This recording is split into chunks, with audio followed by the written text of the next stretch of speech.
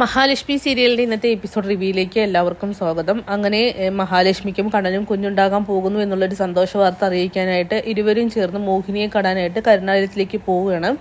എന്തായാലും ഇത് കേൾക്കുമ്പോൾ തന്നെ മോഹിനിക്ക് ഒത്തിരി സന്തോഷമാകുന്നുണ്ടെങ്കിൽ കൂടിയും പ്രതാപനും മുത്തശ്ശിയും കരുണയും കണ്ണനെയും മഹാലക്ഷ്മിയെയും അപമാനിച്ചിട്ടാണ് തിരിച്ചു വിട്ടയക്കുന്നത്.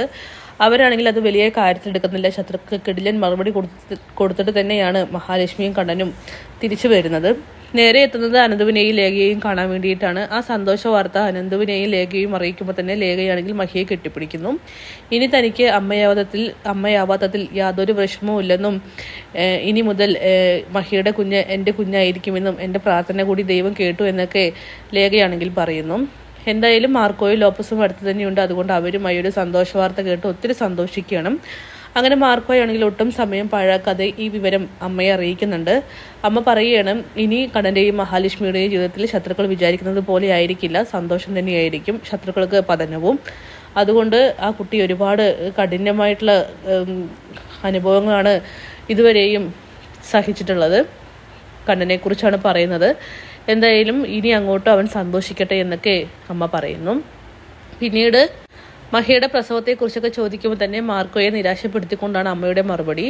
പ്രസവം കുറച്ച് കഠിനമായിരിക്കുമെന്നൊക്കെ പറയുന്നു. എന്തായാലും ശത്രുക്കളിൽ നിന്നും ഒരുപാട് തിരിച്ചടികൾ ഉണ്ടാവാനും ആ കുട്ടി ഒരുപാട് അനുഭവിക്കേണ്ടതായിട്ട് വരുമെന്നൊക്കെ തന്നെ അമ്മ പറയുന്നുണ്ട്. പക്ഷെ നമ്മളെപ്പോലുള്ളവർ ചുറ്റിലുമുള്ളത് കൊണ്ട് തന്നെ അവരെ രക്ഷപ്പെടുത്തിയിരിക്കുമെന്നും അമ്മ ഉറപ്പ് കൊടുക്കുകയാണ്. കുഞ്ഞിന് ജീവൻ ഒരാപത്തും വരില്ലെന്നും മാർക്കോയോട് പറയുന്നു. അത് കേൾക്കുമ്പോൾ തന്നെ മാർക്കോയ്ക്കാണെങ്കിൽ കുറച്ച് സമാധാനം ആവുന്നുണ്ട്. പക്ഷേ മഹാലക്ഷ്മി ഇനി അനുഭവിക്കാൻ പോകുന്ന കാര്യങ്ങൾ ഓർത്ത് അവന് ടെൻഷനാകുന്നു. പിന്നീട് സന്തോഷ വാർത്തയെ കാരണത്തിനെ തുടർന്ന് ലേഖയാണെങ്കിൽ മഹിക്ക് ഇഷ്ടപ്പെട്ട ഭക്ഷണങ്ങളൊക്കെ ഉണ്ടാക്കി കൊടുക്കുന്നുണ്ട്. അങ്ങനെ മഹാലക്ഷ്മിയും കണ്ണനും യാത്ര പറഞ്ഞിറങ്ങാൻ നേരം ലേഖ പറയുന്നുണ്ട്, കണ്ണേട്ടൻ ഇനിയും താമസം മാറുന്നതായിരിക്കും നല്ലത്. നിങ്ങൾക്ക് ഇവിടെ ഓക്കെ ആണെങ്കിൽ ഇവിടേക്ക് വരാം. മഹാലക്ഷ്മിയെയും കൂട്ടിയിട്ട് ആ വീട്ടിലേക്ക് ഇനി പോവാതിരിക്കുന്നതായിരിക്കും നല്ലത്. കാരണം പച്ചവെള്ളം പോലും വിശ്വസിച്ച് കുടിക്കാൻ പറ്റാത്ത വീടായിരിക്കും. അവൾ എപ്പോഴും ഇങ്ങനെ തന്നെ ഇരിക്കില്ല. കുഞ്ഞു വലുതാകും തോറും മഹാലക്ഷ്മിയിൽ മാറ്റങ്ങൾ വരും. അതുകൊണ്ട് അവരെന്തായാലും തിരിച്ചറിയും മഹി അമ്മയാണെന്ന്. നമ്മൾ എത്രത്തോളം മറച്ചു വെച്ചാലും അതുപോലെ തന്നെ ഓരോ ലക്ഷണങ്ങളും കാണിക്കാൻ തുടങ്ങും. അതുകൊണ്ട് കണ്ണേട്ടൻ്റെ രണ്ടാം അമ്മയ്ക്കൊക്കെ സംശയങ്ങൾ ഉണ്ടാവാൻ ചാൻസ് ഉണ്ട്. അതാലോചിച്ച് നിങ്ങൾ ഒരു കാര്യം ചെയ്യണം, ഇങ്ങോട്ട് താമസം മാറണമെന്നൊക്കെ പറയുമ്പോൾ എത്രയെന്ന് വെച്ചാൽ പേടിച്ച് ജീവിക്കുന്നത്. ഒരു കാലത്ത് എന്തായാലും അവരറിയേണ്ടി വരും. പിന്നെ ഞാൻ നടക്കുന്ന കാര്യം കൂടി അറിഞ്ഞാൽ പിന്നെ എല്ലാം കൊണ്ടും അവർ അവസാനിച്ചു എന്നൊക്കെ പറയുമ്പോൾ ലേഖയും അനന്തവും പറയുന്നുണ്ട്, ഈ രണ്ട് കാര്യവും ഒരുമിച്ച് അറിയുകയാണെങ്കിൽ അവർ പിന്നെ ജീവിച്ചിരുന്നിട്ട് കാര്യമില്ല, മരിക്കുന്നതിന് തുല്യമായിരിക്കും നിങ്ങളുടെ ശത്രുക്കളുടെ അവസ്ഥ എന്ന് ലേഖയും അനന്തവും പറയുന്നു. എന്തായാലും ഇനി മുതൽ അവിടെ നിന്നും ഒരു തുള്ളി വെള്ളം കുടിക്കുമ്പോൾ പോലും സൂക്ഷിച്ച് വേണം, അല്ലെങ്കിൽ പേടിച്ച് ജീവിക്കാതെ ഇങ്ങോട്ട് വരുന്നതായിരിക്കും നിങ്ങൾക്ക് നല്ലതെന്ന് പറയണം. അങ്ങനെ തിരിച്ച് മഹാലക്ഷ്മിയും കണ്ണനും വീട്ടിലേക്ക് പോകുന്നുണ്ട്. എന്തായാലും ഈ സമയം ദുർഗയാണെങ്കിൽ അവരെയും കാത്ത് കുത്തുവാക്കുകൾ നിറയ്ക്കാനായിട്ട് നിൽക്കുകയാണ്. വീണ്ടും അവർ ചോദിക്കുന്നുണ്ട്, കരുണാലയത്തിലേക്ക് എന്തിനാ പോയതും. വീണ്ടും എൻ്റെ മോളെ ദേഷ്യപ്പെടുത്താൻ വേണ്ടി പോയതാണെന്നൊക്കെ ചോദിക്കുമ്പോൾ ഇയാളുടെ അമ്മയെ കാണാൻ വേണ്ടിയിട്ടാണ് പോയത്. അവിടെ മറ്റുള്ളവരെ കുറിച്ച് ഞങ്ങൾ ഓർത്തിട്ട് പോലുമില്ല. പക്ഷെ അവരൊക്കെ ഞങ്ങളെ കാണുമ്പോൾ തന്നെ കടിച്ചു കയറാൻ വരുന്നു.